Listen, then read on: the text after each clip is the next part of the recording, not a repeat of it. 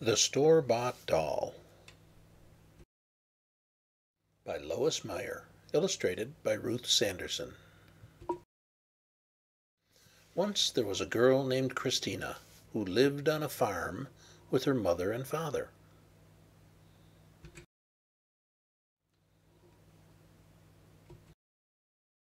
Christina had a red and white rubber ball. She had a skipping rope and a calico beanbag. Best of all, she had a rag doll named Lucy that her mother had made for her. Every morning Christina helped milk the cow and feed the chickens. Then she helped dry the dishes and sweep the kitchen. And every afternoon Christina played with Lucy. She gave Lucy rides in the old wheelbarrow. She had tea parties with Lucy. They used walnut shells for cups and little flat rocks for pretend cookies. She climbed the apple tree with Lucy and told her special secrets. And every night after she ate supper and had a bath, Christina took Lucy to bed with her. She hugged Lucy and held her tight until they both fell asleep.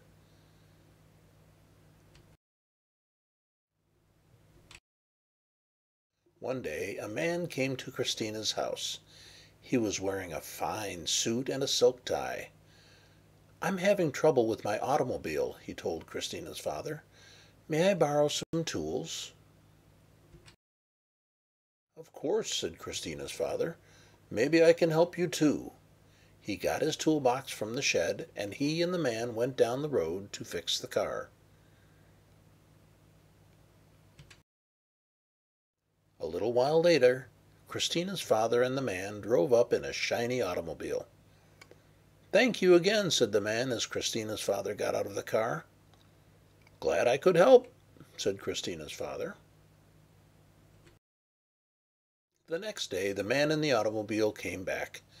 "You were so kind to help me yesterday," he said. "I wanted to give you something in return, so I brought a present for your little girl." It was a china doll. It had blue eyes that opened and closed, and silky yellow hair, and rosy cheeks and lips. It had on a pink satin dress with pearl buttons and real leather slippers. Christina could hardly believe her eyes. "It's so beautiful," she said. "I never had a real store-bought doll before. Oh, thank you."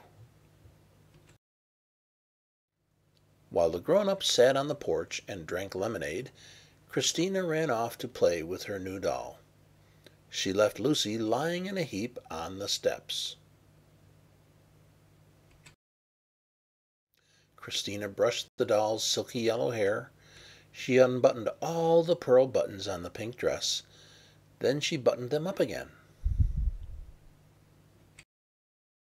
She rocked the doll in her arms and watched its eyes close and open. But she couldn't give the china doll a ride in the wheelbarrow because she was afraid the pink satin dress would get dirty. She couldn't have a tea party with the china doll because she was afraid the walnut shells and rock cookies would scratch its rosy cheeks and lips. And she couldn't climb the apple tree with the china doll because she was afraid the doll would fall and break.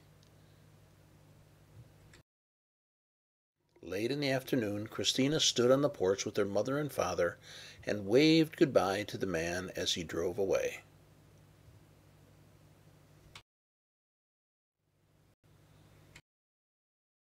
And that night, after she ate supper and had a bath, Christina put the beautiful new doll in a corner of her room.